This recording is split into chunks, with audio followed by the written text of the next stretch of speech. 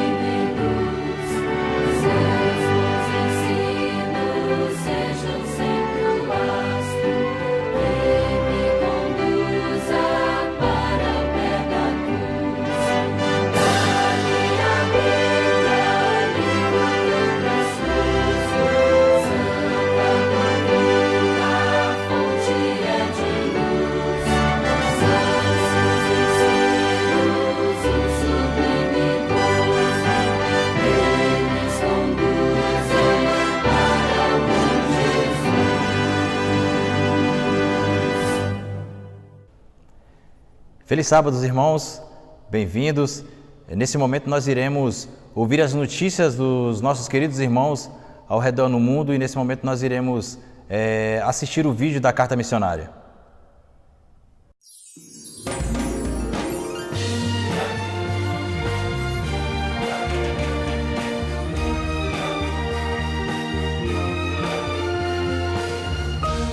Informativo Mundial das Missões. A camiseta evangelística.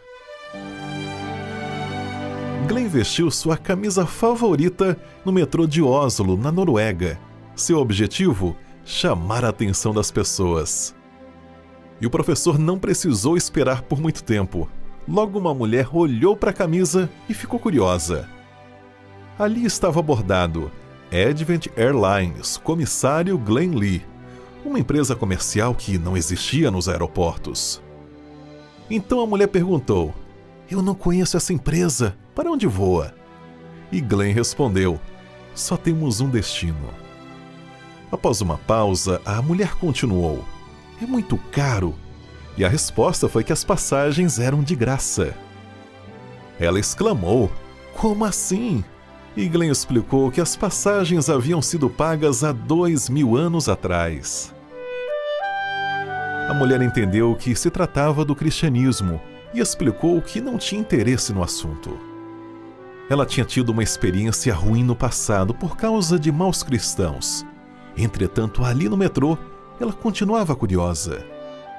Glenn sentou-se ao seu lado e disse: talvez possamos explorar a Bíblia com um novo olhar. Ao ouvir essas palavras, a mulher relaxou e tirou várias dúvidas sobre a Bíblia durante os 20 minutos seguintes. Ela precisou descer logo depois, mas afirmou: obrigada pela conversa, agora tenho muito para pensar e pesquisar. Glenn ama falar de Jesus, mas afirma não ser muito extrovertido, por isso mandou fazer essa camisa. As pessoas ficam curiosas e começam a perguntar sobre a empresa, e então ele pode falar sobre o amor de Cristo. Glenn afirma ser apenas um instrumento, e é o Espírito Santo que convence as pessoas a iniciarem um diálogo e a aceitarem Cristo. A Noruega é uma sociedade altamente secularizada, e há apenas 4.500 adventistas do sétimo dia, entre eles Glenn. Em 2017, nossas ofertas ajudaram a construir um centro comunitário para jovens em Oslo. Obrigado por sua ajuda. E neste trimestre, a sua oferta irá ajudar a abrir um centro de influência em Sortland, Noruega. Sejamos liberais. Para darmos início à Escola Sabatina, vamos fazer uma oração? Pai querido, estamos aqui nesse sábado, felizes, mas com o desejo de que todos nós estivéssemos reunidos aqui neste lugar. Ainda não podemos, não temos essa oportunidade, mas no nome de Jesus, muito em breve estaremos juntos aqui. Ó Deus querido, te louvamos e te agradecemos, e que neste momento o teu Espírito Santo nos ilumine em tudo que iremos estudar aqui na Escola Sabatina e que seja de grande aprendizado para a nossa vida. É o que te pedimos em nome de Jesus. Amém. E nesse momento nós iremos estudar a Palavra de Deus através do nosso guia de estudo da Escola Sabatina, que nós temos em mãos. Esse guia, nós estudamos ele por trimestre, e nesse trimestre nós estamos estudando, veio como tema, como interpretar as Escrituras. Mês de abril, maio e junho, nós estamos estudando a Palavra de Deus através desse guia. E nessa semana nós estudamos a 9ª lição. Nós já estamos na 9ª lição, que tem como um título, um tema, a criação. Gênesis como fundamento, parte 2. Semana passada estudamos a parte 1 de Gênesis como fundamento. E hoje nós iremos estudar a segunda parte de Gênesis como fundamento das Escrituras, da Escritura Sagrada.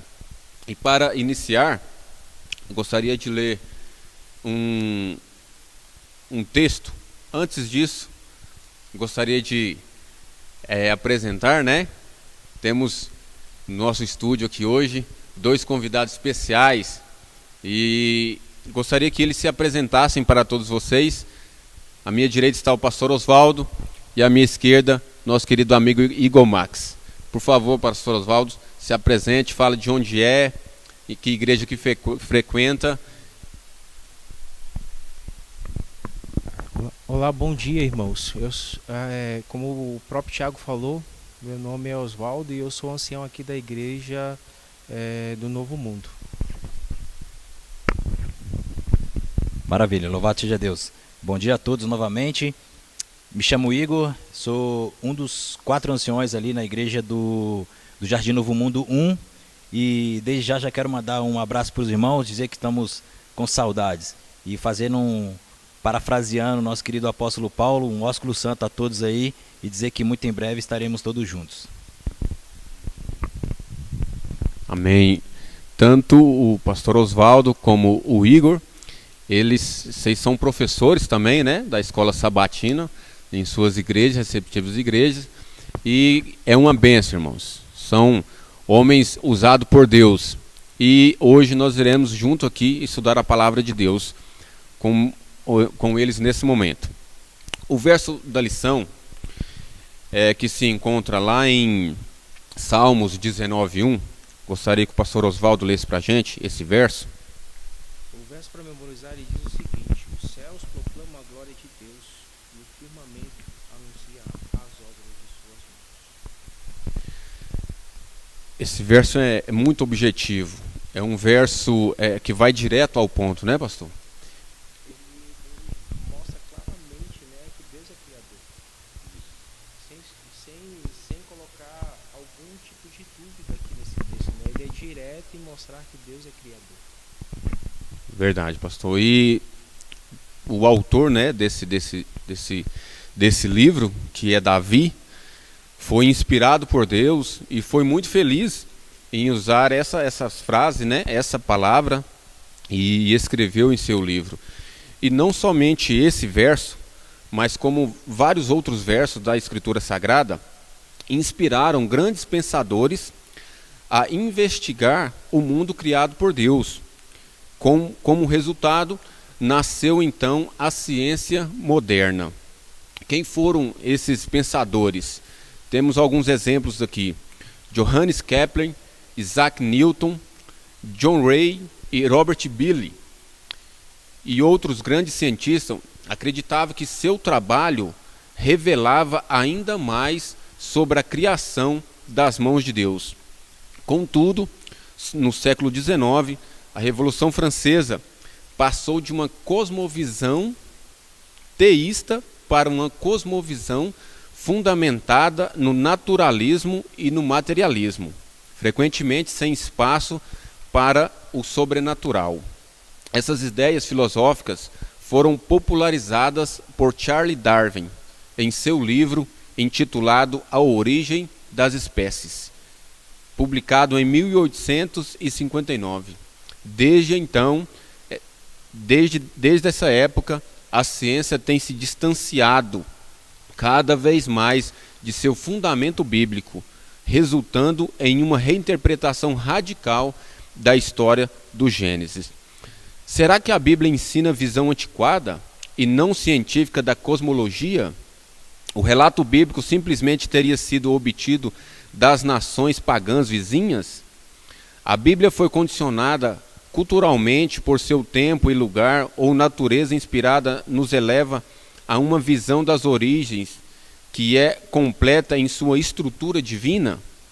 Esses são os assuntos que nós iremos estudar nesse momento, que nós recapitulamos, né, durante essa semana do nosso guia da Escola Sabatina.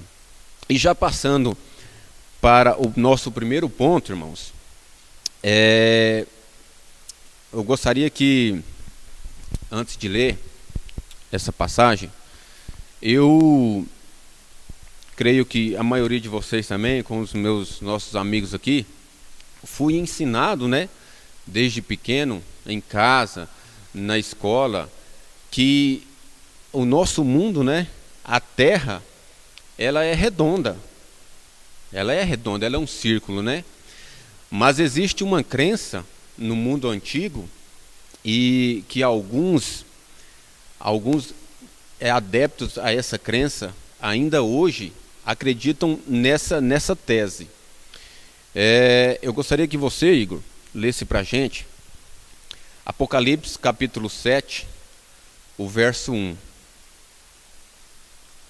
Para nós entendermos isso, e essas pessoas, eles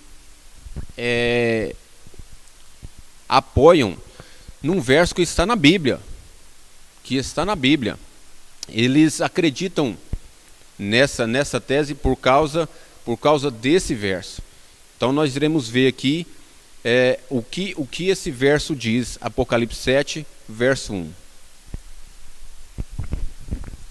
Maravilha, Tiago. Apocalipse capítulo 7, verso 1 diz assim, para mim e para você: Depois disso vi 4 anjos em pé nos 4 cantos da terra, conservando seguros os 4 ventos da terra, para que nenhum vento soprasse sobre a terra, nem sobre o mar, nem sobre árvore alguma. Igor, de acordo com esse texto, né, com esse verso, podemos subentender que a Terra é quadrada. O que você me diz? É isso mesmo? Será que a nossa Terra, que nós fomos ensinados que é redonda, né, que é um círculo, será que esse verso quis dizer que a nossa Terra é quadrada? Tiago, a lição foi muito feliz nesse segundo aspecto sobre Gênesis como fundamento. E o que a lição vem nos mostrando também, Tiago, é que nós devemos ir à Bíblia com uma sinceridade e entendendo aquilo que o autor bíblico quis nos dizer. Será que João, quando escreveu isso aqui, ele quis nos informar que de fato a terra é um quadrado, onde 4 anjos estão segurando os 4 ventos do céu? Interessante que nós temos aprendido também, Tiago, que cada livro da Bíblia tem um gênero literário. E qual é o gênero literário que é o Apocalipse? Nós entendemos que o Apocalipse é um gênero apocalíptico, profético, onde a sua linguagem é altamente simbólica. Ou seja, quando João diz, então, Tiago, que os 4 anjos seguram os 4 ventos da terra, o que João quer dizer nessa linguagem simbólica no livro do Apocalipse? Sem sombra de dúvida que João quer apontar, Tiago, a terra como uma totalidade e quer apontar os seus 4 pontos cardeais. Diferentemente do que essa teoria da terra plana quer implantar hoje, né? E o que mais nos assusta, Tiago, é que isso tem crescido cada vez mais. E não só isso. Há cristãos protestantes que têm a Bíblia como regra de fé e prática, que acreditam nisso, e não só isso. Cristãos adventistas crendo nessa teoria de uma terra plana. A gente pode ver também, Tiago, com o pastor Oswaldo, com certeza também vai deixar o seu comentário, que o livro de Isaías, no capítulo 40, outros versos da Bíblia, como Jó também, falam a respeito da terra como uma esfera. Mas eu quero fazer uma pontuação, mas antes eu quero passar para o pastor comentar também, e logo depois eu quero fazer um comentário a respeito disso. Bem importante, né, colocar isso que o irmão colocou a respeito do livro do Apocalipse, né, mostrando que a gente tem que compreender o contexto em si daquilo que o autor quer colocar. Mas vale lembrar também, quando a gente vai para o livro de Gênesis, a gente vai ver que o autor de Gênesis, no início ali, na obra criadora de Deus, a intenção dele não era estruturar e mostrar que a terra é redonda, mas ele tinha um outro fundamento, mostrar que Deus criou tudo de forma perfeita e colocando que toda essa obra criadora vinha de alguém, que era do próprio Criador. Então é importante a gente ressaltar isso, embora a ciência já coloque, né, que a terra é redonda, mas infelizmente a gente ainda continua com muitas pessoas polêmicas aí colocando essa questão da terra plana, né?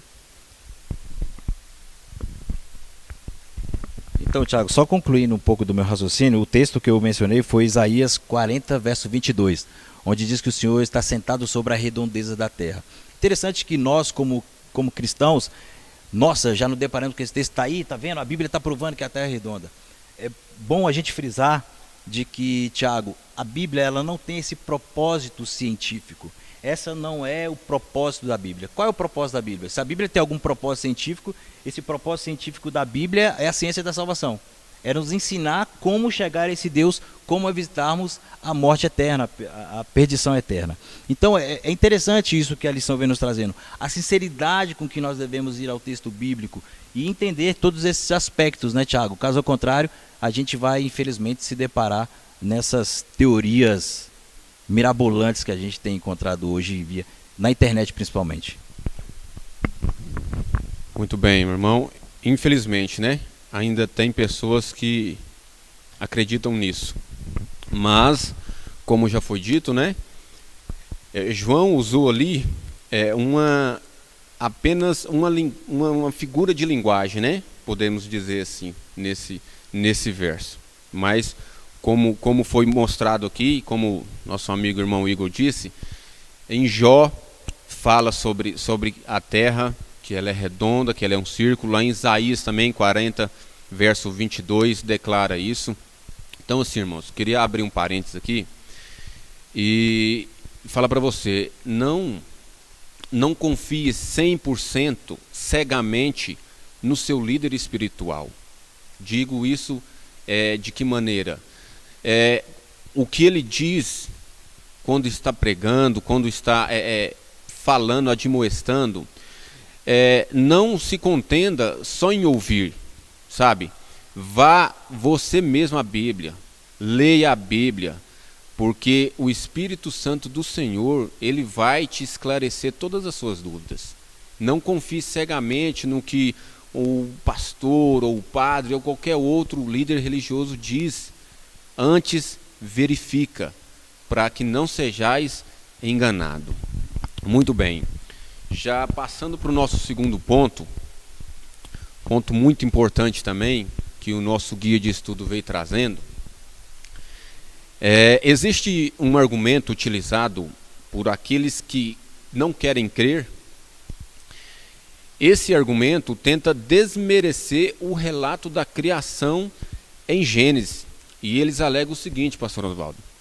Eles alegam que, já que existe um relato pagão similares, relatos pagãos similares ao relato de Gênesis, isso indica que Moisés simplesmente copiou esses relatos pagãos e adaptou a sua crença. A pergunta é, pastor Oswaldo, Moisés copiou o relato da criação dos relatos pagãos anteriores e só encaixou ali na sua crença, de acordo com a sua crença, e seguiu em diante? Ou só criou mais um mito? Interessante essa pergunta, né? Porque quando a gente vai analisar, né, o contexto histórico da Bíblia, a gente vai ver que aquilo que foi passado de geração para geração não foi a palavra escrita, mas foi a palavra oral. E a gente sabe que Adão contou para os seus filhos, e dessa forma a mensagem daquilo que aconteceu lá foi sendo passado. Mas é interessante que esses povos que são relatados, a gente encontra isso em uma diversidade muito grande, por exemplo, do dilúvio. Algumas culturas contam a história do dilúvio, que foi universal, como a gente acredita na Bíblia. A própria lição, ela traz aqui também o contexto da epopeia, né, de Atrahasis, aonde faz a declaração ali, né, a gente vê uma mistura muito grande, porque quando a gente lê a Bíblia de Gênesis e Apocalipse, ela vai levantar uma questão, colocando Deus como Criador. Em nenhum momento na criação a gente vê Deus colocando o homem para fazer alguma coisa. Pelo contrário, Deus cria o mundo e coloca o ser humano para usufruir daquilo que ele criou. Mas em contrário a outras culturas aqui, o que a gente vê? O ser humano participando da obra criadora. Ou seja, é interessante a gente ressaltar aqui na lição, Tiago, que o homem trabalha para os deuses para que esses descansem. Quando a gente vai lá para Gênesis capítulo 7, a gente vê que é o contrário. Deus trabalhou para o homem descansar e o homem usufruir daquilo que Deus criou. Então, quando a gente olha qual que é a intenção disso? A gente tem que olhar o contexto bíblico e ver que não há uma desarmonia naquilo que Moisés conta. Nas outras culturas a gente vê muitas histórias, inclusive em algumas histórias a gente vê que, da mesma forma que Deus criou alguns pontos na Bíblia, que Deus falou e tudo aconteceu, em alguns outros povos eles acreditam também que o mundo foi criado pela palavra. Só que nesse momento aqui, em alguns a gente vê que um Deus menor morrendo para formar o ser humano, sendo que a gente vê que a intenção ali de Deus foi estar bem próximo, né? Ele sai da palavra falada, agora ele usa as próprias mãos para criar. Bem diferente do que aquilo que a gente vê, né? E algumas culturas eles colocam o mundo também criado de forma violenta e de forma cruel, e a gente vê que tudo que Deus fez não foi difícil, pelo contrário, Deus ele foi colocando em cada dia, foi bom, e no último dia ele ainda acrescenta algo mais ainda, né? Ele disse que foi muito bom ter criado o ser humano. Então a gente vê e realmente não tem como Moisés ter copiado, né? Porque a ênfase de Moisés é colocar Deus como Criador. Ele não faz uma mistura entre Deus e o ser humano. Deus tem o seu lugar e o ser humano também tem o seu lugar na história da criação. Tem algum comentário? Sim, Tiago, eu só queria complementar o que o nosso querido pastor disse. Entendemos o propósito do porquê Deus inspirou Moisés a escrever o relato da criação do Gênesis.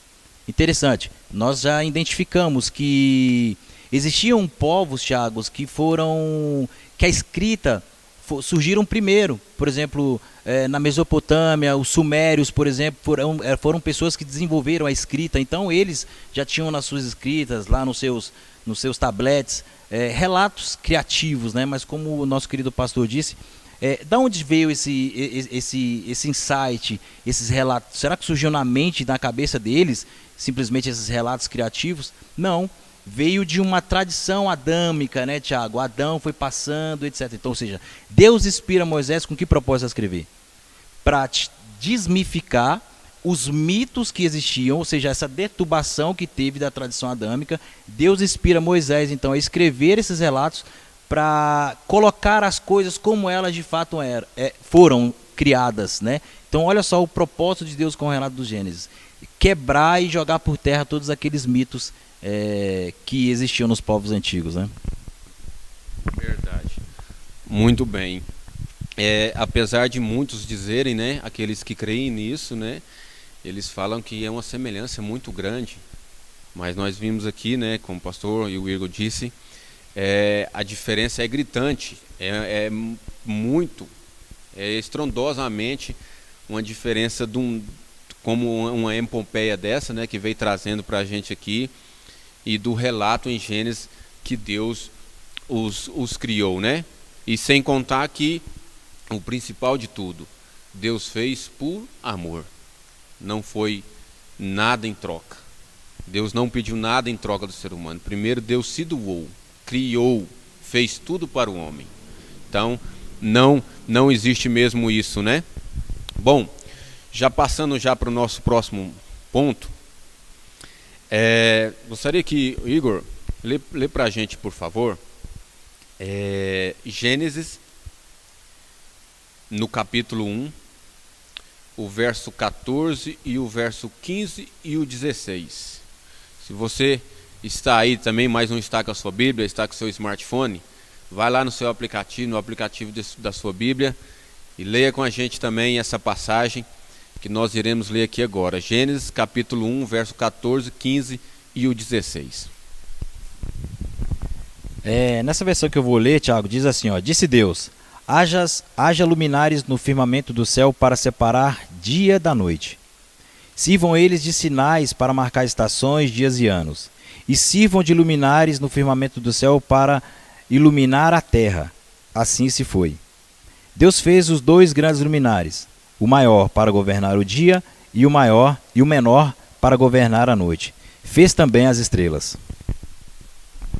Muito bem, muito obrigado. Faço uma pergunta para você. Por que Deus usou essa palavra luzeiro? Por que Deus não disse simplesmente sol e lua? Por que Deus usou essa palavra luzeiro? E por que Deus já colocou, especificou, né, as funções desses luzeiros? Fantástico, Tiago. Excelente pergunta, querido. E realmente, Tiago, quando nós que temos a Bíblia como regra de fé e prática e como palavra verdadeira do Senhor, quando nós analisamos o Gênesis com os relatos dos pagãos, os mitos pagãos, Tiago, nós vemos um distanciamento muito grande. Cada vez mais se distancia. Por quê, Tiago? Os pagãos, eles tinham o sol e a lua, por exemplo, como deuses. Eles se curvavam naquilo que foi criado, eles se curvavam. Então Deus, na sua sabedoria, inspira Moisés a não colocar o nome desses astros aqui, o sol e a lua, exatamente para não ter uma similaridade com aquilo que os povos pagãos acreditavam. Então Deus, na sua sabedoria, ele coloca esse nome luzeiros. Exatamente para quê, Tiago? Para que houvesse esse distanciamento. E o pastor Oswaldo também vai comentar mais um pouco, mas logo em seguida, Tiago, eu queria trazer uma realidade presente que nós vivemos nos nossos dias com relação a isso. Será que essa adoração a essas coisas criadas só era no passado? Será que existe hoje? Logo em seguida eu quero fazer esse comentário também. Só ressaltando aqui, né, a gente fazendo um adendo aqui também e trazendo isso que foi falado, embora Deus criou isso não no contexto de Moisés ali, Moisés escreveu muito tempo depois da criação, mas a gente vê que Deus, além de tudo, também ele colocou qual seria a função desses dois elementos, né? Um seria para iluminar o dia e outro para iluminar a noite, e fazer algo específico, e colocando a função de cada um, dizendo que a lua seria para marcar os meses, os tempos, os anos, as estações. Só que, infelizmente, como o irmão colocou aqui, a gente vê que o próprio povo de Deus, esquecendo desse relato aqui que Moisés coloca, a gente vê que em alguns momentos eles deixaram de adorar o Criador e passaram a adorar aquilo que Deus criou. Eles usavam os astros, usavam o sol e a lua para a questão de adoração, assim como o povo pagão. E como o irmão bem colocou, Moisés, iluminado por Deus, inspirado por Deus, ele usa esses elementos aqui para fazer essa diferenciação. E eu acredito que até hoje, se a gente olhar como o irmão vai fazer essa colocação, a gente vê que as pessoas têm usado esses dois elementos aqui totalmente ao contrário daquilo que Deus criou, né, para a sua função. Sem sombra de dúvida. Tiago, o ponto que eu queria colocar aqui é exatamente, e dentro desse aspecto, dessa lição que nós estamos vendo, é que entra o verso, Tiago, do capítulo 19 de Gênesis, do verso 1. Ou seja, as coisas que foram criadas são para a glória de Deus, são para glorificar esse Deus, demonstrar a grandeza desse Deus. Não ao contrário. Hoje, Tiago, nós estamos vivendo um momento onde uma bandeira muito grande tem se levantado com relação, Tiago, a situações climáticas, né? Nós ouvimos falar hoje sobre aquecimento global, proteção da natureza, etc. E note, Tiago, há um exagero nesse aspecto de proteção dessas coisas. Somos mordomos disso? Sim, somos mordomos. O problema é onde isso passa, Tiago, ser mais evidente do que o Criador. Capítulo 14 de Apocalipse, verso 7, Deus levanta um povo para chamar a atenção desse povo, para esse povo se voltar à adoração ao Criador, e não aquilo que foi criado. Então hoje, Tiago, é meio que uma religião que é em torno desse aspecto da situação do clima, uma preocupação exagerada a respeito disso, que se torna uma religião. E isso, Tiago, com que propósito? De tirar Deus como foco, como sendo o Criador e aquele que é digno de ser adorado, e acaba que as pessoas se voltam simplesmente para aquilo que foi criado e não se voltam para o Criador. Então nós vivemos esse antagonismo hoje em dia, né? Muito bem. A gente vai comentando e a gente vai estudando e a vontade é de ficar mais. Então, pelo tempo ser curto, irmãos, nós não iremos por intervalo, tá? Nós vamos permanecer aqui, nós não vamos parar para o intervalo, não, nós vamos continuar. E continuando aqui, pastor Oswaldo, algumas pessoas pegam alguns dados arqueológicos e históricos, né, não confiáveis, quero dizer, e para dizer que a criação não foi em dias literais. Te faço uma pergunta. Como a Bíblia traça a história da humanidade de Adão a Noé e de Noé até Abraão? Por meio de quê? Como que foi isso? Bem interessante essa pergunta, Tiago, porque embora a Bíblia, Deus ele escreveu de uma forma simples, mas ao mesmo tempo que ela é simples, ela é muito profunda, porque a gente vê que o interesse de Deus, como eu disse para vocês, Deus, usando o escritor da Bíblia, não é fundamentar, estruturar a Bíblia do jeito que ele queria, mas tinha um fundamento para isso. Como eu disse, é apresentar Deus como criador de Gênesis e Apocalipse. E aí o que a gente vê aqui, o que foi usado, né? Tanto a genealogia, para mostrar essa questão, né, do que aconteceu de Adão e depois mesmo do pecado, ele mostrando a sua geração, e a questão da cronologia também. Embora a gente vê a questão dos anos, muita gente usando esses anos também para dizer o tempo que a Terra tem, para talvez acrescentar algo que a Bíblia ela não é assim, ela não abre espaço para esse tipo de acréscimo, até porque, como mesmo Paulo diz, né, que o que está ali a gente tem que acreditar pela fé. Porque o que ultrapassar disso dentro da genealogia, tentar, por exemplo, saber quem foi a mulher de Caim, qual que era o nome dela, a Bíblia não registra isso. A Bíblia coloca ali um contexto e a gente tem que acreditar que foi daquela maneira, até chegar ali, até Abraão, que a gente vê, né, é interessante que ele coloca aqui, olha, até a expressão, Gênesis 5, né, acrescenta a frase para Adão: todos os dias da primeira pessoa foram tantos anos. E a gente vê, né, que com o passar esses anos foram decaindo, mas a questão é, realmente, isso é de fato dessa maneira, como Paulo mesmo disse.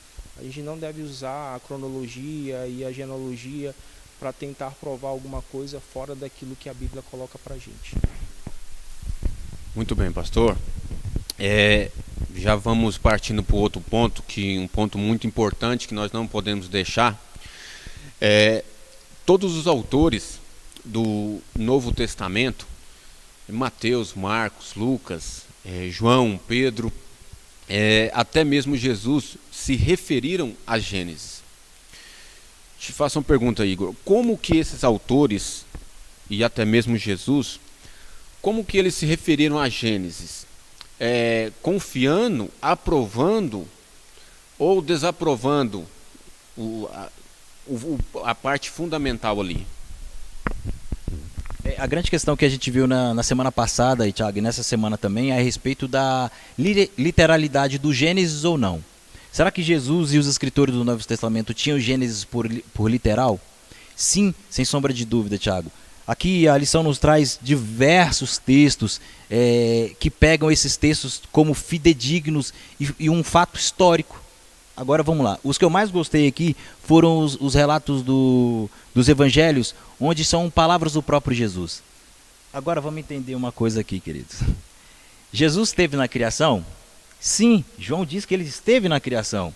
Então, o que a gente prefere acreditar, Tiago? Em Jesus ou nos mitos, nas falácias que existem com relação ao Gênesis? Mas um outro aspecto, Tiago, aí a gente já está quase no final da lição, que na semana passada eu ouvi essa frase muito interessante de que se o Gênesis não for literal, Tiago, todo o evangelho ele é um evangelho, a palavra, que o evangelho não é literal, ele é simbólico. Se o Gênesis não for literal, o evangelho que é simbólico, porque o Gênesis traz toda a base daquilo que nós acreditamos hoje, sem sombra de dúvida. Mas um outro aspecto Thiago, que se nós tirarmos o Gênesis, Thiago, nós entramos numa questão, pastor, também muito séria. Hoje nós vivemos numa era de identidade, né, Thiago? A gente tem chamado isso com relação à existencialidade da pessoa, problemas existenciais.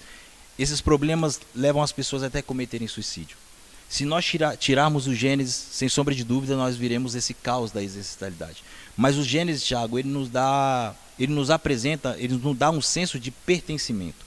De onde nós viemos, para onde nós viemos, o propósito com que Deus nos criou a sua imagem com as suas próprias mãos, como sendo a coroa da sua criação. Isso enche o nosso coração, Thiago. Isso traz um senso de existência maravilhoso para nós. Nós não estamos aqui por acaso, nós não fomos deixados nesse mundo sozinhos, a despeito do pecado e etc. Mas nós não estamos só. Deus nos criou com um propósito maravilhoso. E se nós perdermos o Gênesis, Thiago, nós entramos em sérios apuros. Boas palavras, meu amigo. Resumindo, Gênesis é a base de tudo. Se você não crê no básico, não tem como você crer lá na frente, né? Pastor Oswaldo, você tem 15 segundos para fazer um fechamento aí sobre o Novo Testamento, né? Muitas pessoas dizem que o Antigo Testamento não serve mais, que é só o Novo, e aí esquece o Gênesis, esquece tudo o que aconteceu antes. Como dar um feedback final para nós aí nesse assunto? É algo bem interessante, né? Porque quando a gente vai para o novo ele só existe por causa do velho. Não existe o novo sem o velho. E o novo, ele tem como base o velho. E é interessante, como eu disse para vocês, de Gênesis a Apocalipse, ele estrutura a pessoa de Jesus Cristo como Criador. Inclusive, uma das mensagens, né, de Jesus ali, das 3 mensagens angélicas, é voltado para Deus, o Criador, para a gente reconhecer Deus como Criador. Então, se a gente tem o novo hoje, é por causa do velho. Muito bem, pastor, muito obrigado. Gostaria de agradecer você pela sua presença. Igor Max, muito obrigado, meu amigo.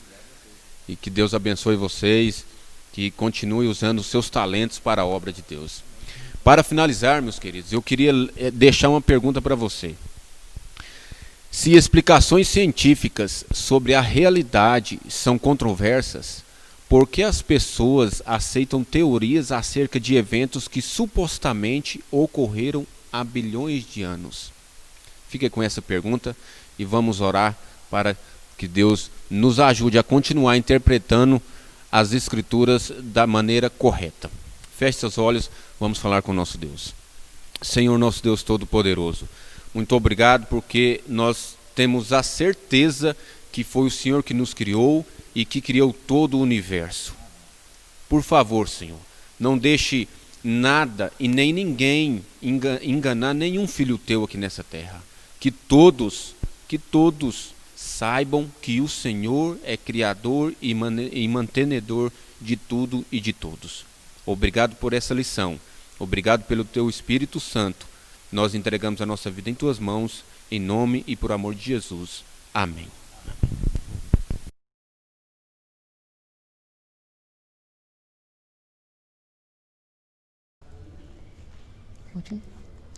Um bom sábado, irmãos. Como vocês estão? Mais uma vez estamos aqui reunidos no nosso culto distrital, onde temos a oportunidade de estarmos juntos para adorarmos, louvarmos ao nosso Deus. E como é maravilhoso que mesmo não podendo estar na igreja, podemos fazer da nossa casa a nossa igreja, onde a mensagem pode vir chegar até o nosso coração. E que você sinta a presença de Deus nessa programação maravilhosa de sábado que está sendo preparada com muito carinho para vocês. E para iniciarmos, eu convido que possam louvar com bastante fervor o hino de número 113.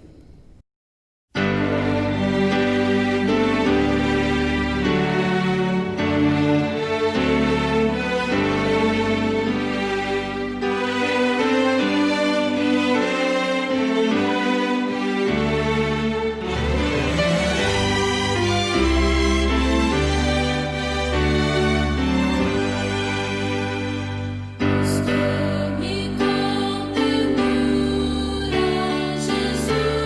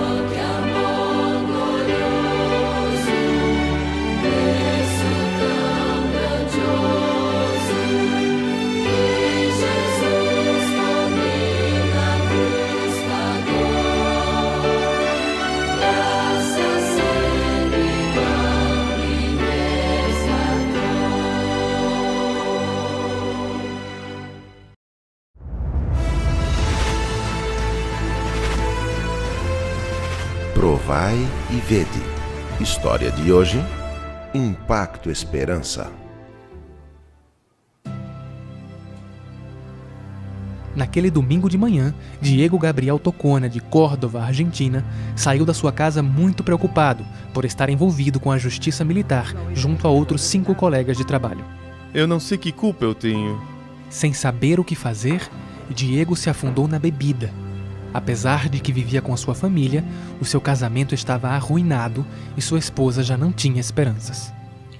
Pelo visto, você está com problemas. Está bebendo mais que antes. Você diz que eu não tenho direito de me meter, mas as coisas não estão bem.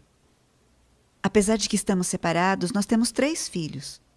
Mesmo com todos os seus problemas, você ainda é o pai das crianças. Nosso grupo policial está sendo investigado. Hoje recebemos um comunicado que... Não sei, seremos afastados do trabalho, sem receber salário, até que a investigação termine. E o que você vai fazer? Não sei. Eu fui policial a minha vida toda. Não sei fazer outra coisa. Diego começou a buscar ofertas de trabalho nos jornais e andava pelas ruas perguntando se havia alguma vaga para ele. Quando voltava para casa, recebeu uma ligação da sua esposa. O que aconteceu? Quando chegou em casa, percebeu que alguém havia entrado e revirado tudo. Aparentemente entraram buscando armas. Você está bem? Sim, estou bem. Ainda bem que as crianças estavam na escola. Foi horrível. Estamos no fundo do poço. Não temos mais saída. Só nos resta buscar uma igreja. Estou falando disso há muito tempo. Você nunca quis saber nada de igreja e tampouco nos permitiu ter uma religião. Você conseguiu trabalho? Sim. Vou tirar o lixo do camping e limpar os banheiros. Então Diego foi trabalhar limpando banheiros e cuidando da limpeza de um camping. Mas não imaginava que alguém no céu o contemplava com amor. O título lhe chamou a atenção. Imediatamente interrompeu tudo o que estava fazendo e começou a folhear o livro que havia encontrado no banheiro.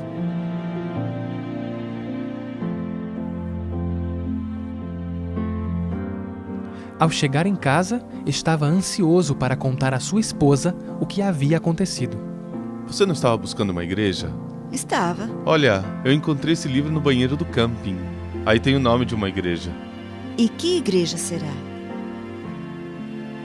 É a Igreja Adventista do Sétimo Dia. Quer que eu busque no Google? Claro. Não levou muito tempo para que Diego fosse naquele endereço tratando de encontrar uma igreja. Se surpreendeu ao ver que havia chegado na sede administrativa da Igreja Adventista em Córdoba. Foi muito bem atendido, deixou o seu contato e ainda recebeu livros e revistas que a simpática funcionária lhe ofereceu. Pouco tempo depois, alguém tocou à sua porta e Diego foi surpreendido pela visita do pastor Lastra. Eles o receberam com alegria e dali em diante começaram a estudar a Bíblia. Ao terminar os estudos, toda a família foi batizada. Atualmente, Diego e Matilde levam uma vida muito diferente da que viviam antes. A felicidade voltou a reinar em seu lar. Diego foi absolvido do processo militar e voltou a trabalhar normalmente. Participemos todos na distribuição do livro que pode levar salvação a muitas famílias. Que extraordinária experiência a do nosso irmão Diego e sua família. Que poder há no livro missionário. Poder de transformação para salvar vidas. Agora os convido a participar deste momento especial de adoração, por meio dos dízimos e das ofertas. Que Deus os abençoe. Provai e vede. E nesse momento, vamos orar ao nosso Deus. Querido Pai, te agradecemos pois temos a oportunidade de, mesmo estando em casa, podermos louvar, orar, ouvir a Tua palavra. Que o Senhor possa vir estar nessa manhã com um pregador, que tudo o que ele disser possa ser inspirado pelo Teu Santo Espírito. Te agradecemos mais uma vez e pedimos, em nome de Jesus. Amém. Bom dia, querida igreja. Estamos mais uma vez aqui para mais um culto distrital do Novo Mundo. É uma alegria imensa estar com vocês aqui mais uma vez, até porque ainda a gente não pode voltar. Com a questão da pandemia, eu acredito que vai nos unir agora nesse momento vai ser a palavra de Deus. A palavra de Deus vai nos unir. Eu tenho certeza também que você tem acompanhado muitas mensagens de conforto, de esperança, mas enquanto esse momento não chega, da gente se reunir aqui, aonde você está, eu gostaria também de compartilhar a palavra de Deus com você. Mas acima de tudo, a gente começou o movimento das 40 madrugadas. O pastor Renato Pires tem tido esse projeto e eu gostaria que todos pudessem estar participando desse momento. É um momento também de esperança para a gente entrar em comunhão com Deus, da gente estar mais próximo de Deus e de você também reafirmar o seu compromisso com Deus também. Mas, meu querido irmão, nesse sábado de alegria com o nosso Deus também, eu gostaria de compartilhar com você um texto da Bíblia que é muito conhecido por todos nós. Você já ouviu o sermão dele, mas eu gostaria que a gente pudesse tirar algumas lições desse texto aqui, dessa reflexão que nós vamos ter nesse sábado. Eu gostaria que você pudesse abrir a sua Bíblia em Lucas capítulo 15. Caso você não esteja com a sua Bíblia aí perto, você pode usar o seu celular também. A tecnologia também é de grande benefício para esse momento em que estamos vivendo. Lucas capítulo 15. Antes da gente ler aqui Lucas capítulo 15, eu gostaria de chamar a sua atenção também para esse momento em que nós estamos vivendo, onde as pessoas questionam sobre as coisas que estão acontecendo nesse exato momento. Se perguntam, quem é Deus? Onde que Deus está? Que Ele não vê tudo isso que nós estamos passando. E quando a gente vem aqui para Lucas capítulo 15, eu gostaria de chamar a sua atenção para esse capítulo, porque eu creio que o capítulo 15 de Lucas é um dos quadros mais claros que Jesus pintou sobre Deus. De quem realmente é esse Deus que as pessoas tanto questionam.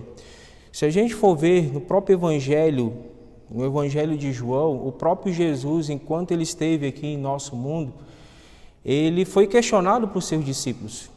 Em João capítulo 14, após Deus trazer a promessa para os seus discípulos, um dos seus discípulos questionou Filipe, perguntou para Jesus, olha, onde está o Pai? Mostra-nos o Pai e isso nos basta.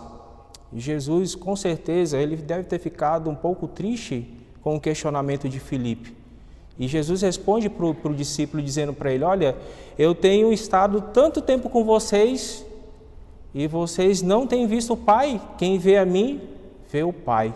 E de fato, Jesus estava chamando a atenção dos seus discípulos e onde em muitos momentos Jesus se colocou em pé de igualdade com o Pai.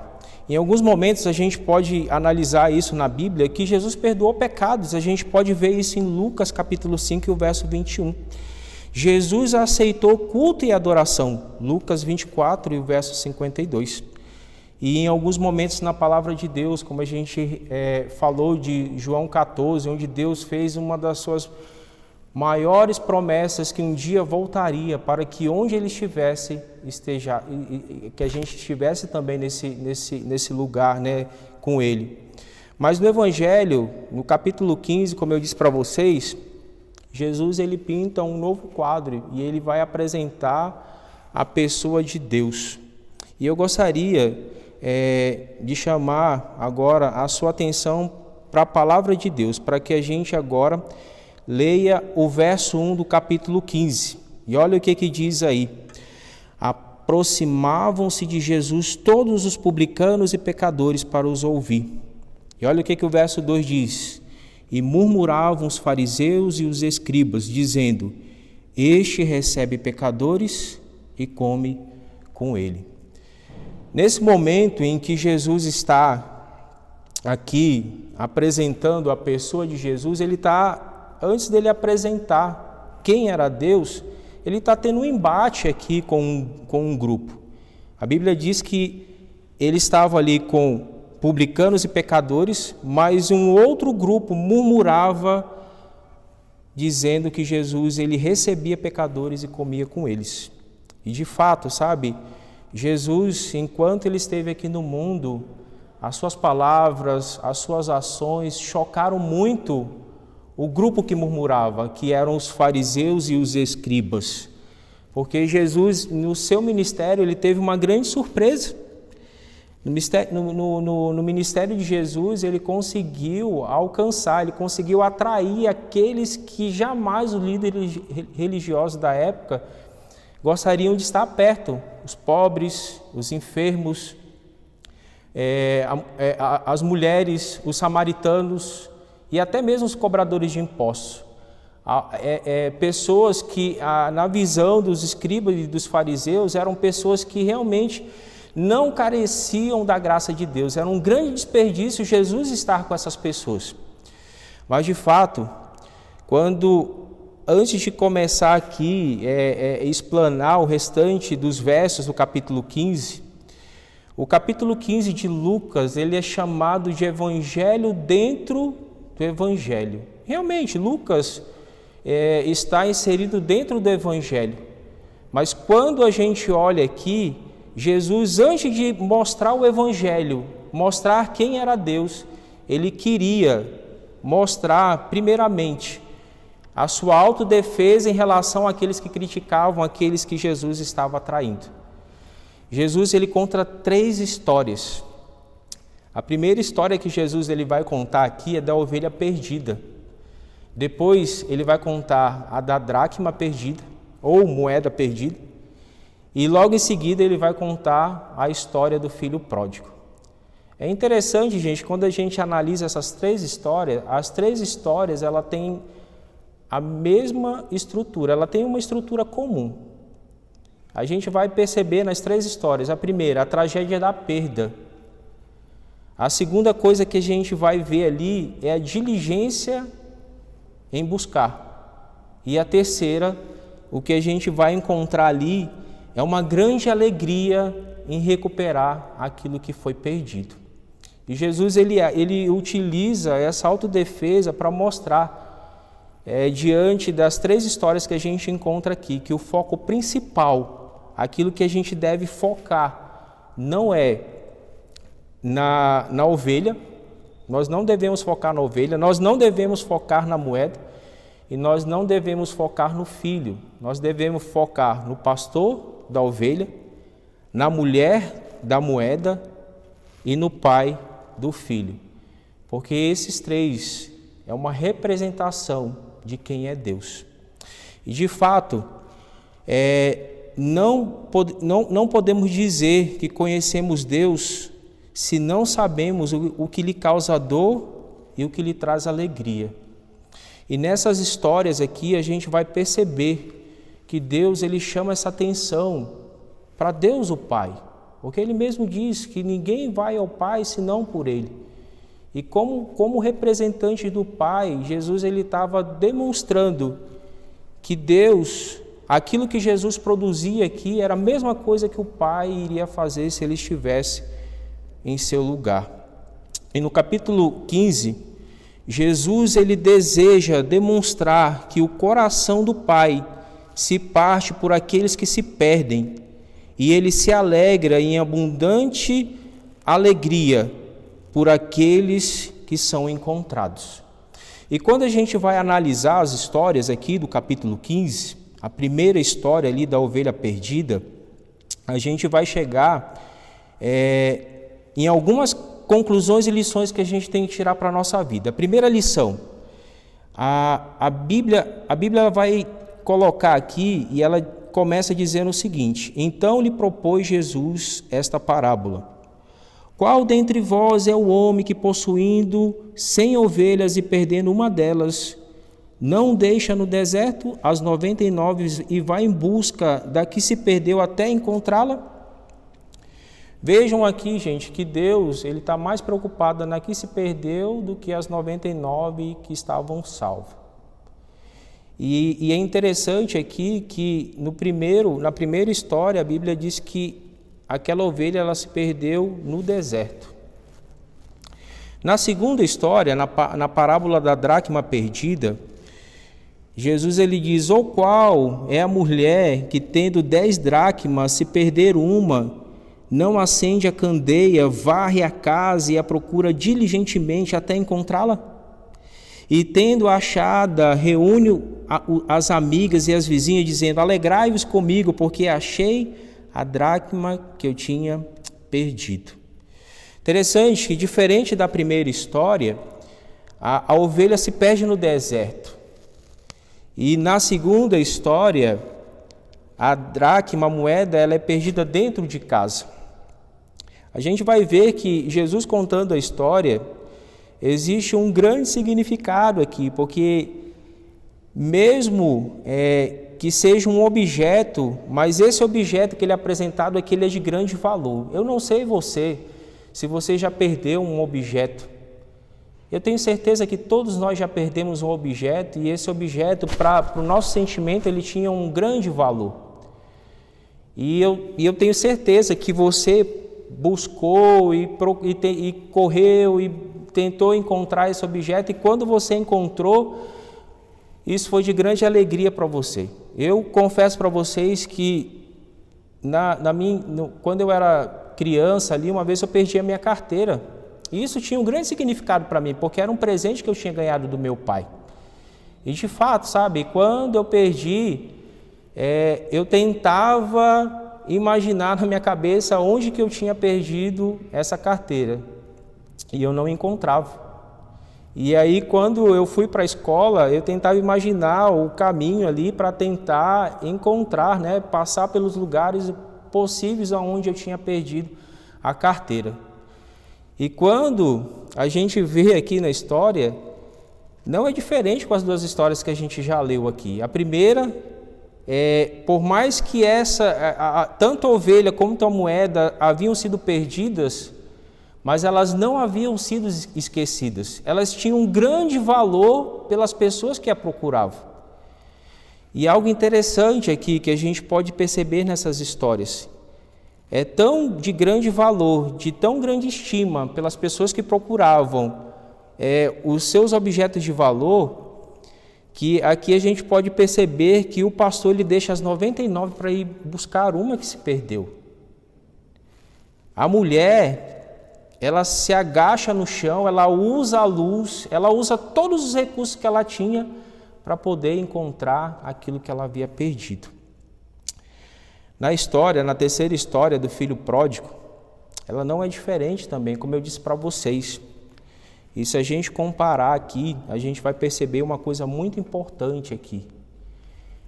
Nas 3 histórias, os proprietários ali dos objetos, nenhum deles pede para o seu servo ir buscar. Eles mesmos vão atrás daquilo que se perdeu. E olha que coisa interessante. As pessoas poderiam pedir para outras pessoas procurar, mas eles não pedem para servo ou para outras pessoas em procurar, eles mesmos vão atrás. Aqui vai a primeira lição para mim e para você. Desde a queda do homem, quando a gente vai lá para o livro de Gênesis, Deus não mandou um representante seu para ir resgatar o ser humano, mas Ele mesmo foi e tomou a iniciativa. Aqui Jesus ele está nos dando a primeira lição, dizendo: olha, se um dia alguém se perder, eu não vou mandar um representante, eu mesmo vou atrás de você e vou recuperar você de novo, porque a minha maior alegria, como o próprio Jesus diz isso quando ele fez a promessa para os discípulos, é que onde Ele estivesse, estivéssemos nós também. Deus quer que a gente esteja bem perto dEle. E de fato a gente pode ver isso aqui na história de Lucas capítulo 15, quando Jesus conta essas 3 parábolas. E agora eu gostaria de ler com você o que está no verso 11, e ele diz o seguinte: Continuou, certo homem tinha 2 filhos. O mais moço deles disse ao pai: Pai, dai-me a parte dos bens que me cabe. E ele lhes repartiu os haveres. Quando Jesus ele conta essa história aqui do filho pródigo, eu já li esse texto várias vezes e eu ficava me perguntando: que menino ingrato. Mas quando a gente lê algumas vezes e a gente olha o nosso passado, quem nunca talvez pensou como esse jovem também, de um dia pedir uma herança para o pai e sair de casa? Isso de fato acontece com muitas pessoas. Mas por que Jesus está contando essa história? Como eu disse para vocês, a intenção de Jesus aqui é pintar um quadro que as pessoas hoje distorcem de Deus. Porque para muitas pessoas Deus é um Deus tirano. Deus é um Deus que está preocupado em anotar diariamente os nossos erros. Ele é um Deus que não se preocupa com aquilo que nós estamos passando. E pelo contrário, se nós fôssemos contar essa história do filho pródigo, essa história aqui de um filho que pede a herança para o pai lá no Oriente, talvez muitas pessoas não acreditassem nessa história. Porque essa história, o pai lá no Oriente, ele tem uma concepção de alguém que protege, de alguém que é presente, de alguém que está sempre do lado da família. Pelo contrário, hoje no Ocidente, onde nós vivemos, o pai ele tem uma figura, a figura dele é totalmente ofuscada. Os pais para muitos filhos, não é aquele que protege, mas é aquele que maltrata. E Jesus aqui nessa história, ele tenta demonstrar essa figura de Deus o Pai de uma forma diferente. Ele começa dizendo, olha, continuou, certo homem tinha 2 filhos, e o mais moço disse ao pai: Pai, eu quero aquilo que me pertence. Sabe, meu querido, a gente vai ver aqui que esse pai ele é totalmente atípico, porque de acordo com a cultura judaica, um filho jamais ele poderia pedir herança para o pai, porque isso é um desrespeito, isso é uma afronta muito grande. O filho que fizesse isso com o pai, ele estava pedindo a morte do pai. E o filho, ele sabia que ao fazer isso, ele estava decretando a morte do seu pai. E aí a Bíblia diz que o pai, totalmente atípico, porque se ele levasse essa questão do seu filho para os anciãos, jamais eles iriam dar causa ao filho mais novo. Mas esse pai, sabendo que o filho estava emocionalmente já distante, ele faz aquilo que realmente o pai pede. Outra, segunda lição que a gente pode tirar de Lucas capítulo 15. Deus, gente, ele não vai se meter nas minhas decisões. Ele deixa a gente à vontade para a gente tomar as nossas decisões. Ele não vai anular a nossa vontade e nem vai violar a nossa vontade de maneira nenhuma. Mesmo sabendo que a escolha que a gente está tomando vai nos destruir. Olha, uma coisa que a gente pode aprender aqui sobre o amor, ele é vulnerável. A gente pode não aceitar, mesmo que esse pai, sendo bondoso com esse filho, o filho não ouviu e também não quis compreender o amor que ele tinha, que o pai tinha por ele.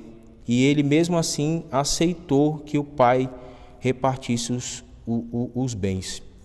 Se a gente continuar a nossa leitura, diz o seguinte: passado não muitos dias, o filho mais moço, ajuntando tudo que era seu, partiu para uma terra distante e lá dissipou todos os seus bens, vivendo de maneira dissoluta. Depois de ter consumido tudo, sobreveio àquele país uma grande fome e ele começou a passar necessidade. Então ele foi e se agregou a um dos cidadãos daquela terra, e este o mandou para os seus campos a guardar porcos. Meu querido, esse jovem, ao receber aquilo que ele achava que ele tinha direito, a Bíblia diz que ele foi para uma terra distante. Sabe o que isso significa? Aquele jovem, ele não queria voltar nunca mais para a casa do pai. Como é que você sabe disso, Oswaldo? Porque alguém que vai para um lugar muito distante é porque quer ignorar a possibilidade de poder voltar para a casa do pai. Certa vez, quando eu estava fazendo meu evangelismo de 3º ano lá na cidade de São Paulo, eu fiquei numa comunidade e tinha uma irmã lá muito querida que cuidava da comunidade. Ali a gente fez uma grande amizade e ali a gente passou algumas noites também naquele lugar. Só que eu percebi que uma daquelas noites que eu ia para lá, aquela irmã estava muito triste, dizendo o seguinte: pastor, a minha filha saiu de casa. E ali eu orei com ela e depois da gente ter orado, pedindo para Deus orientá-la naquele momento que não era muito bom para ela. Mas aí a gente sentou mais uma vez e eu perguntei para ela assim: irmã, para onde que a sua filha está indo? E ela disse para mim: pastor, ela vai morar 3 casas depois da minha. E aí eu comecei a rir, porque segundo o relato da Bíblia, diz que o filho mais moço, quando ele recebeu a herança do pai, ele foi para um lugar muito distante. E eu falei: olha, irmã, eu não vou profetizar nada não, mas eu quero dizer uma coisa para a senhora. Não vai demorar muito e ela vai voltar para casa, porque se realmente ela quiser sair de casa, ela não teria ido para 3 casas depois da sua. Ela teria ido para um lugar muito distante de onde a senhora está. E para a alegria daquela irmã, algumas semanas depois, a filha voltou para casa. Isso é um final de história muito alegre. E o que a gente percebe aqui é que, por mais que esse filho que havia saído de casa, em nenhum momento a gente vê esse pai reclamando pelo fato desse filho ter levado toda a herança da qual ele achava que tinha, que era dele. No fato que a gente vê aqui, a gente vai ver nas palavras desse jovem que ele vai reconhecer que aquilo que ele havia feito com o pai não tinha sido de acordo. Ele reconhece que ele precisa voltar, que ele reconhece, mas, gente, não é fácil reconhecer quando nós erramos. A gente reluta, a gente luta, porque a gente quer encontrar justificativas daquilo que a gente cometeu. E não foi diferente. Esse jovem, como qualquer jovem hoje, que tem essa atitude, que quer sair de casa, talvez eu esteja falando para algum que está pensando em sair de casa, mas eu quero dizer uma coisa para vocês, gente. Esse retrato de qual Jesus pintou em Lucas capítulo 15, não é para que a gente erre, mas é para mostrar que da mesma forma que Deus tem alcançado seus filhos, aqueles que são improváveis diante da sociedade, como esse filho aqui. Porque segundo o relato de Lucas capítulo 15, Jesus estava conversando com uma classe que estava rejeitando aqueles que aos olhos deles eram improváveis para o reino dos céus. Mas Deus estava dizendo que valia a pena fazer um esforço para a salvação daqueles.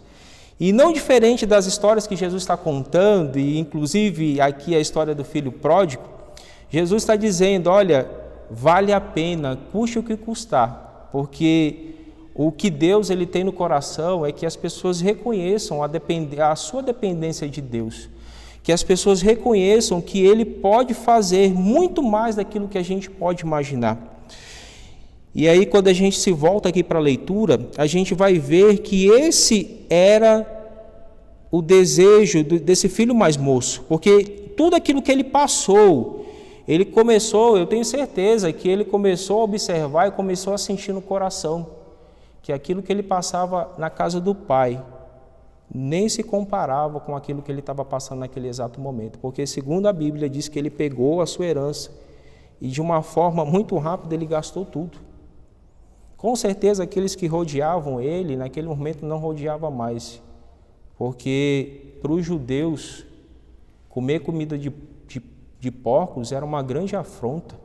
Jamais um judeu iria cuidar de porco, até pelo conhecimento bíblico que eles tinham. Mas de fato aquele jovem, ele caiu no próprio buraco que ele cavou. Mas Deus, sabe, gente, Deus, ele é um Deus amoroso.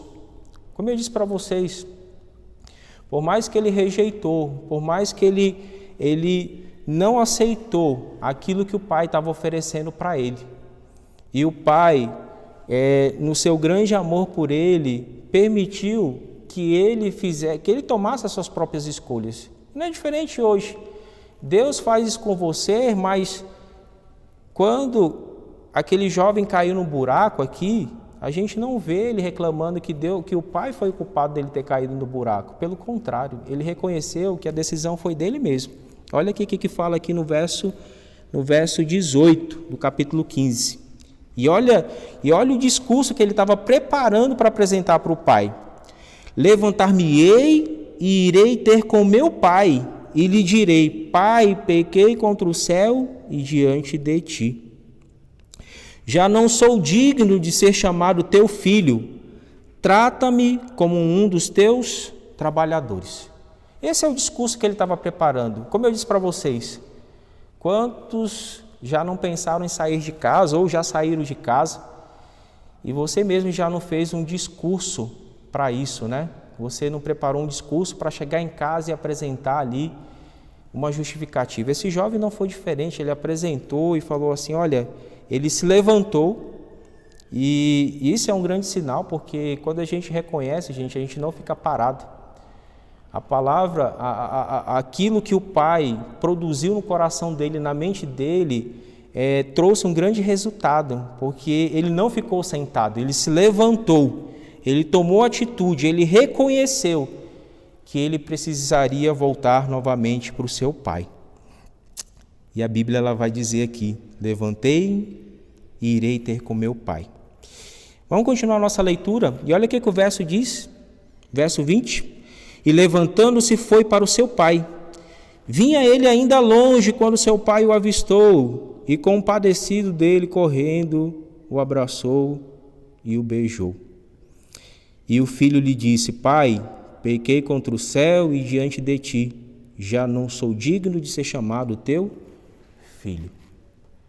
Sabe, gente, quando eu olho para essa história aqui, eu fico me lembrando, quando a gente vê na televisão aquele monte de mãe e pai com foto dos seus filhos ali, tentando achar ou talvez pensar alguma coisa, né, de que um dia seu filho pode ser encontrado.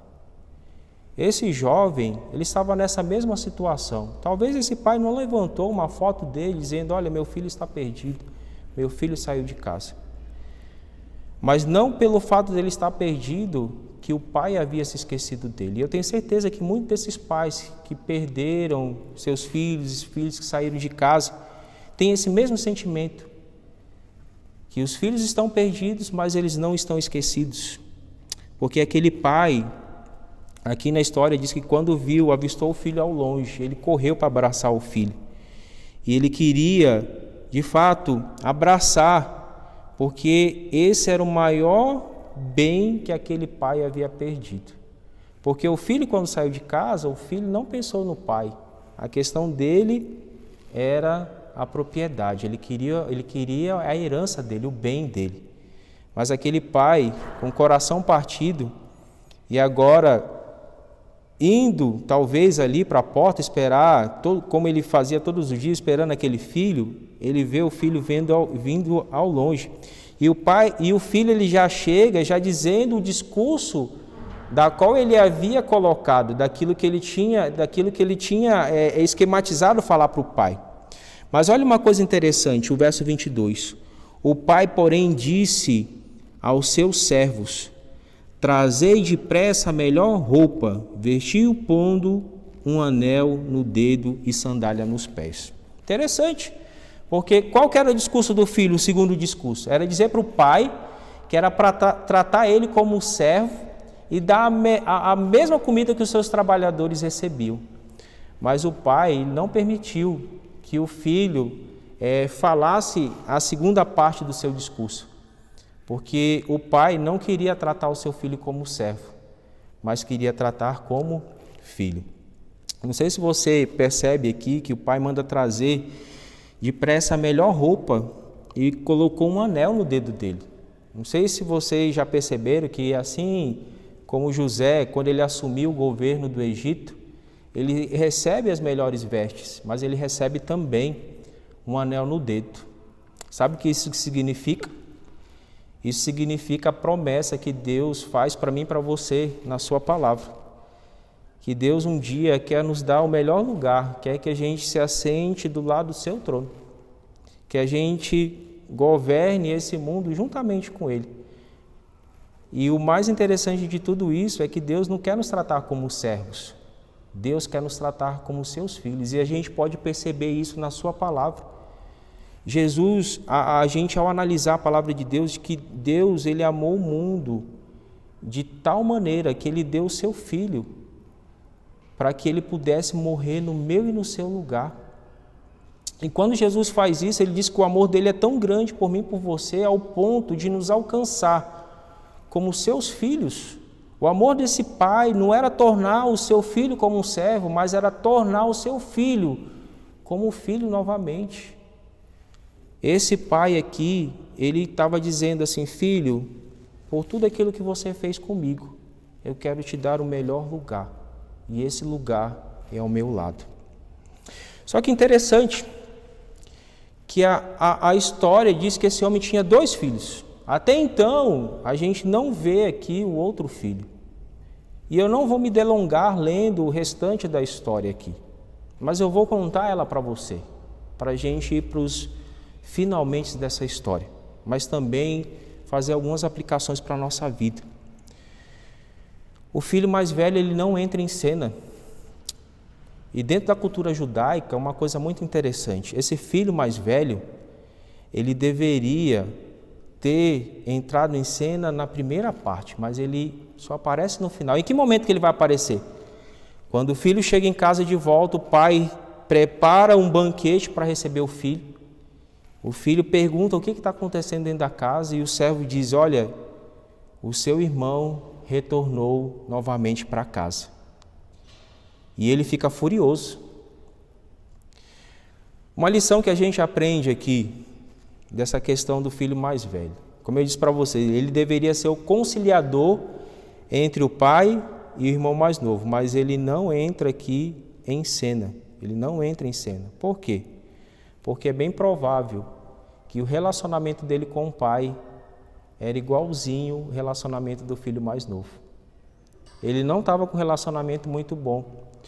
E é tão interessante que, se ele tivesse a oportunidade de fazer o que o irmão mais novo fez, ele faria também. Porque, segundo o relato bíblico, a Bíblia vai dizer que os 2 receberam a parte da herança, que nenhum deles deixou de receber. Só que o filho mais velho começou a questionar o pai, dizendo para o pai: eu tenho feito tudo para o Senhor e o Senhor nunca fez isso comigo. E o pai então se volta para aquele filho e diz para ele: olha, tudo que é meu é teu. Esse filho mais velho nunca deixou de receber as benesses de Deus na sua vida, nunca deixou de receber as bênçãos de Deus, né? Foi sempre agraciado com aquilo que o pai proporcionava para ele, mas ele não reconhece. Sabe, meu querido, nesse sábado, eu gostaria de chamar sua atenção para algumas situações daquilo que a gente pode ver. Eu não estou aqui para dizer que tipo de filho que você é, qual filho que você é aqui na história do filho pródigo. Eu quero te chamar a sua atenção nessa noite, nesse sábado, para uma questão muito importante. Esses dois filhos que a história vai registrar aqui, e Deus pintando esse quadro de quem é Deus, a figura aqui das histórias não está nos dois filhos, não está na moeda e não está na ovelha. A figura da história aqui está nos personagens, seria o pastor, a mulher e o pai, como eu disse para vocês, em referência a Deus. Se a gente for ver aqui, ou se eu fosse perguntar para você, e se você tivesse como me responder nesse exato momento, qual desses dois filhos você queria ser? Talvez muitos aqui, como eu disse, estão pensando em deixar a casa do pai. Mas eu quero dizer para vocês, se você está pensando nisso, gente, desiste. Porque, segundo a história aqui, esse filho que saiu da casa do pai, ele reconheceu que esse pai não é um pai que está virado, odioso, mas é um pai de amor, que está desejoso, que estava desejoso que ele voltasse para casa. Não diferente. Talvez alguém dissesse, eu quero ser o filho mais velho, porque o filho mais velho não abandonou o pai, estava lá na casa do pai. Mas eu quero dizer uma coisa para vocês. Se a gente fosse perguntar para você e você tivesse que me dar uma resposta, de qual lado Jesus estava aqui? Do filho mais moço ou do irmão mais velho? Eu vou dizer uma coisa para você, talvez você possa dizer aí que é do filho mais velho, mas eu quero dizer para você, Jesus não estava do lado de nenhum dos dois. Sabe por quê? Porque nenhum dos dois estava do lado do pai. Todos os dois estavam distante do pai. Mas eu quero dizer uma coisa para vocês, que o pai queria salvar os dois. Independente se um estava perdido dentro de casa ou se o outro estava perdido fora de casa. Mas o pai queria salvar os dois. O que essa história reflete na minha e na sua vida? Meu querido, talvez eu e você estamos muito distantes do pai. Talvez a gente fique procurando justificativas para dizer, Senhor, olha, eu tenho feito o meu melhor. Eu tenho lido a Bíblia, eu tenho feito o ano bíblico, eu tenho estudado a lição, mas as coisas para mim parece que não vão muito bem. Acho que é melhor eu deixar um pouco essas coisas e procurar outras coisas que vão trazer felicidade para mim. Eu quero dizer uma coisa para você, meu amigo. Se a gente já tem essa história hoje, de Lucas capítulo 15, isso mostra para mim e para você que não vale a pena a gente deixar a casa do pai. É muito melhor a gente estar na casa do pai, porque longe da casa do pai a gente vai encontrar coisas que não vão satisfazer os nossos desejos, que não vão satisfazer as nossas verdadeiras vontades, porque, segundo o relato aqui, a gente vai encontrar comida de porcos, e não é isso que Deus quer para mim e para você. Deus quer que nesse momento eu e você pense por um outro lado. Assim como muitas pessoas hoje estão longe de Deus e a gente olhe para essas pessoas que estão aí e a gente diga no nosso coração dizendo assim, olha, Senhor, não gaste o seu tempo com essas pessoas, é um grande desperdício. Mas sabe, gente, nesse momento que a gente está vivendo da pandemia, as pessoas estão muito sensíveis a ouvir quem é Deus. E não existe melhor história do que a gente contar para elas do que Lucas capítulo 15 e dizer para elas que esse Deus que muitas pessoas têm questionado, ele é um Deus de amor, é um Deus que se volta para os seus filhos, que não abandona os seus filhos. A história do filho mais velho aqui, a gente não sabe ao certo qual é o final dela, mas eu tenho certeza que até o último momento, Jesus, enquanto viveu aqui, ele tentou resgatar o filho mais velho. E sabe quem que é o filho mais velho aqui nessa história? Eram os fariseus e os escribas, eles eram os filhos mais velhos. E eu quero lançar esse desafio para você durante esse sábado em que você estiver aí no seu lar. Coloque Deus em primeiro lugar na sua vida. Deixe Deus trabalhar no seu coração. Gente, se um dia Deus te salvou, não impeça que Ele salve outros também.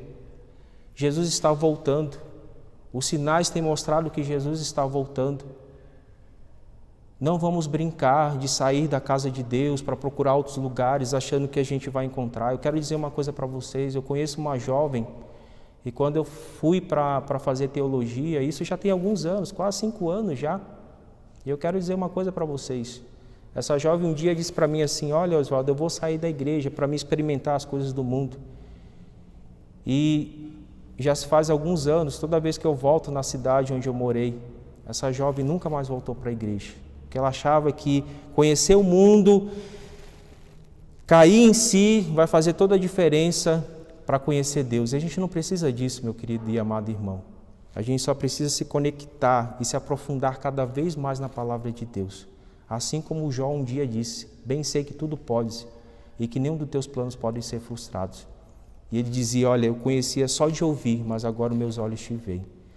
Que de fato, isso possa ser uma grande necessidade na nossa vida. Que a gente possa buscar esse Deus de todo o coração. E mesmo que as coisas estiverem ruins, não desista da casa do Pai, porque a casa do Pai é o melhor lugar para você estar. Que Deus nos abençoe e que Deus te abençoe também. Esse é meu desejo, em nome de Jesus. Amém.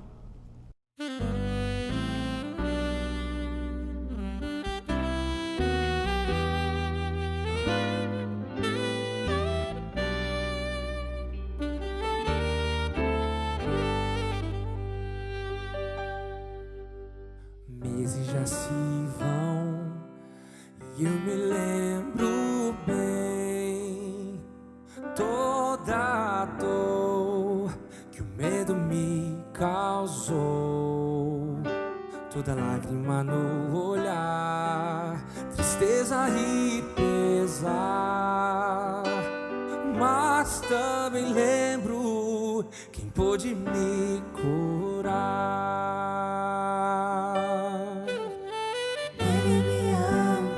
Ele me amparou, ouviu meu chorar,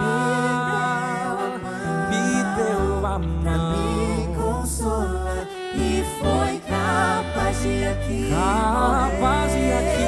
morrer. Hoje eu poder viver quando tudo desabou.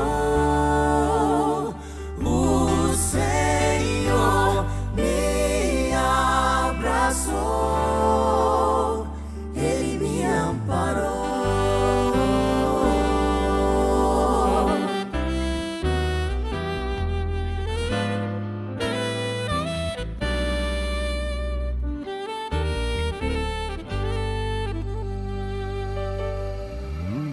Se hoje você vê a luz na escuridão,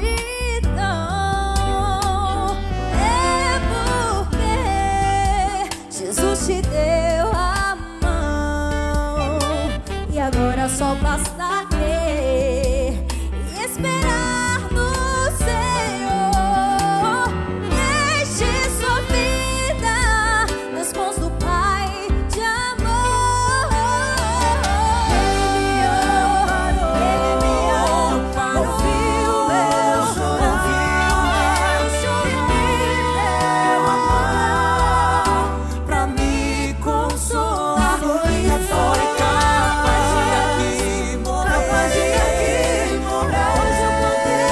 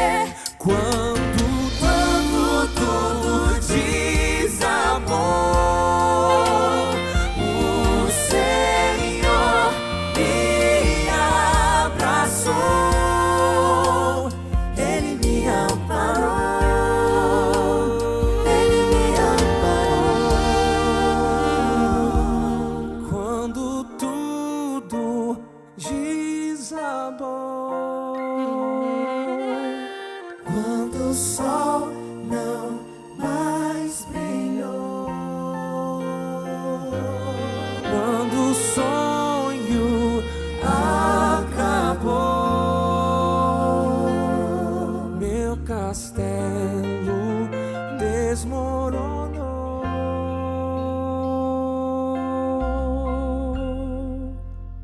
Ele me amparou.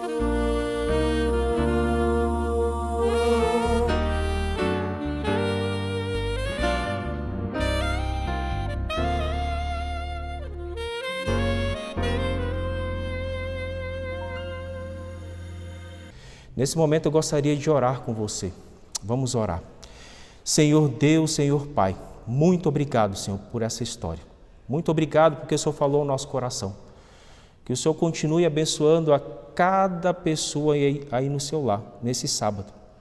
Que esse sábado seja um sábado para a gente revigorar nossas forças, mas acima de tudo, lembrar, Senhor, que o Senhor é um Deus de amor, um Deus de misericórdia. Assim como o Senhor conta essas histórias aqui, a gente vê que assim como alguém perde alguém, o Senhor sente essa perda, assim como nós sentimos. Mas acima de tudo, Pai, a Tua maior demonstração de amor nessa história é que o Senhor quer nos salvar. E além de nos salvar, o Senhor quer nos usar como Teus instrumentos para a salvação de outras pessoas. Continue conosco, Pai, continue nos ajudando a nos aprofundarmos, a aprofundarmos a nossa experiência com o Senhor.